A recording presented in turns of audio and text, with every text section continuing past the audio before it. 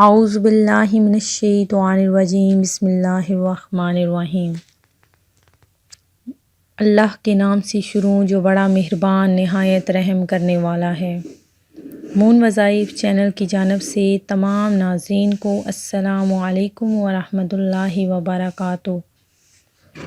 میں اپنا چینل مون وظائف کی جانب سے آپ کی خدمت میں ایک نیا وظیفہ لے کر حاضر ہوئی ہوں۔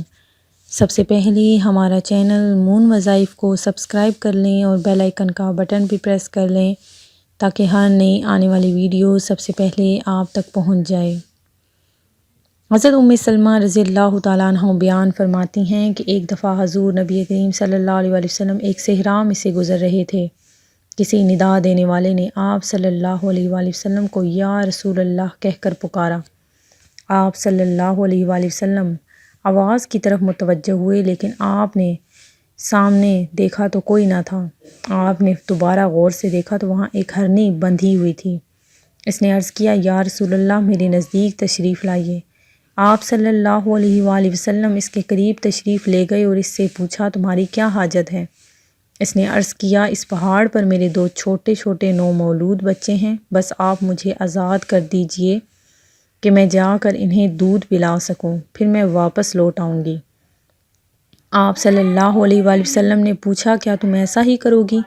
اس نے عرض کیا اگر میں ایسا نہ کروں تو اللہ تعالیٰ مجھے سخت عذاب دے۔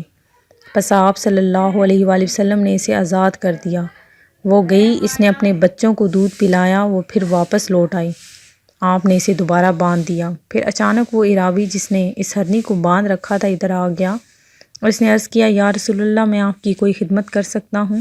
آپ نے فرمایا ہاں، اس ہرنی کو آزاد کر دو۔ پس اس عراوی نے اسے فوراً آزاد کر دیا۔ وہ وہاں سے دوڑتی ہوئی نکل گئی اور یہ کہتی جا رہی تھی کہ میں گواہی دیتی ہوں کہ اللہ کے سوا کوئی عبادت کے لائق نہیں اور آپ صلی اللہ علیہ وسلم اللہ تعالیٰ کے آخری رسول ہیں۔ ناظرین، یہ تو ایک چھوٹا سا سبق آموز واقعہ تھا۔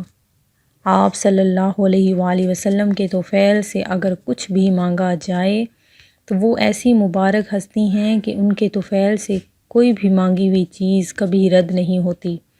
اللہ تبارک و تعالیٰ سے زیادہ دعا مانگا کریں کیونکہ اللہ تبارک و تعالیٰ فرماتا ہے کہ مجھ سے مانگو میں تمہیں دوں گا۔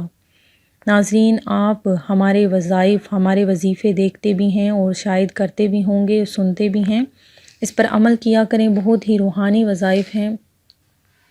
ناظرین، ہمارا جو آج کا یہ وظیفہ ہے وہ اتوار کے دن کا یہ عمل ہے اور بہت ہی کامیاب عمل ہے۔ یہ آپ نے لازمی کرنا ہے اتوار کے دن۔ اس کو آپ کر سکتے ہیں، ہر اتوار کو بھی آپ اس کو کر سکتے ہیں، کسی بھی جائز مقصد کے لیے آپ اسے کر سکتے ہیں، کسی بھی پریشانی اور مصیبت سے نجات کے لیے بھی آپ اس عمل کو کر سکتے ہیں۔ بہت ہی مختصر عمل ہے، آپ نے بہت لمبے وظائف کیے ہوں گے، اس کو بھی لازمی کریں۔ انشاءاللہ عز و جل جو آپ کی پریشانی ہے، جو آپ کا مقصد ہے، اس میں آپ کو کامیابی ملے گی۔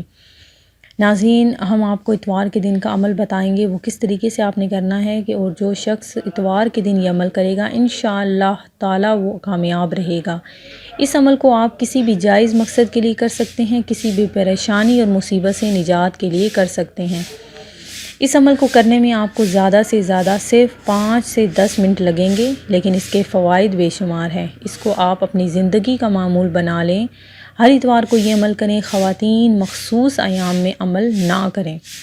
کسی بھی اہم مقصد کے حصول کے لیے اور پریشانی سے اور مصیبت سے نجات کے لیے اتوار کے دن بعد از نماز فجر آپ نے 360 مرتبہ یا مہیمنو اللہ تبارک و تعالیٰ کا یہ اسم گرامی ہے، اس کو آپ نے پڑھنا ہے۔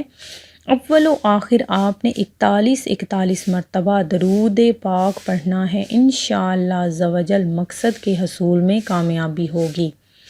ناظرین، آپ ہمارے وظائف کرتے رہیں، انشاءاللہ تبارک و تعالیٰ اس کی برکتیں اور فضیلتیں آپ کو ملتی رہیں گی۔ اگر آپ کی کوئی دعا قبول نہیں ہوتی، اگر آپ کو اس میں کامیابی نہیں ہوتی تو اس میں پریشانی والی کوئی بات نہیں۔ اللہ تبارک و تعالیٰ دعا کے قبول نہ ہونے میں بھی مصلحت رکھتا ہے۔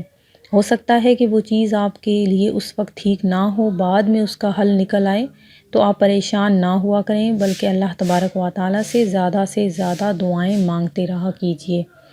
میں امید کرتی ہوں کہ ہمارا آج کا یہ وظیفہ آپ کو پسند آیا ہوگا۔ اسی طرح سے مزید وظائف حاصل کرنے کے لیے ہمارا چینل مون وظائف کو دیکھتے رہیے۔